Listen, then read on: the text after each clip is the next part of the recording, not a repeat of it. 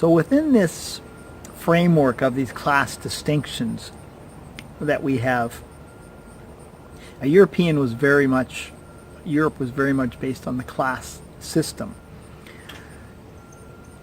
South America and Mesoamerica tended to be a lot more autocratic in the types of governments that came and went there over the centuries.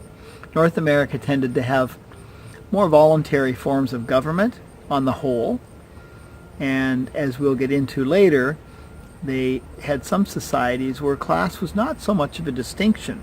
There was a clash of civilizations on many, many fronts, which hasn't ended in 525 years. It has never ended. Two types of thinking on many, many aspects of what we're doing here. But one of them was class in the North American situation, and an illustration is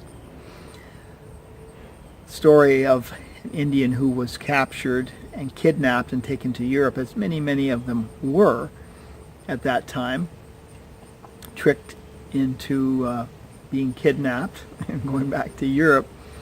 And as he went around the city in Europe, he had looked at one of the palaces and one of the huge buildings that was there, and then also went walking around, and within a few blocks he saw these people that were starving.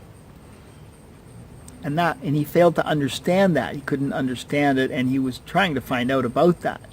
Now what was happening is, first of all, in most indigenous cultures, nobody went hungry unless everybody went hungry. Even prisoners didn't go hungry. That would be considered a shame to do that. In Europe, the noble system handled things much differently. The downtrodden, the handicapped, the hungry, the homeless, the dying weren't necessarily given any special attention. And certainly hunger had been something that had been dealt with all along. So first of all, he didn't understand the starving people, why they were not given the food in the first place. So you've got a real cultural dissonance there with him trying to figure that out. And then on the other hand, he couldn't also figure out, why wouldn't they do something? Why wouldn't these hungry people go and just get the food, steal the food, burn down these big buildings and get the food, since they're actually starving to death in some cases? What he didn't understand was class and how entrenched people were in their classes. That's not something that the starving people would think of doing. Eventually, maybe hundreds of years later, that did happen, of course, but that isn't something they would think of. It's not something that would cross their mind. And that's a little bit about how entrenched these class system thoughts were in these people's minds. It controlled their every move, really, in a lot of cases.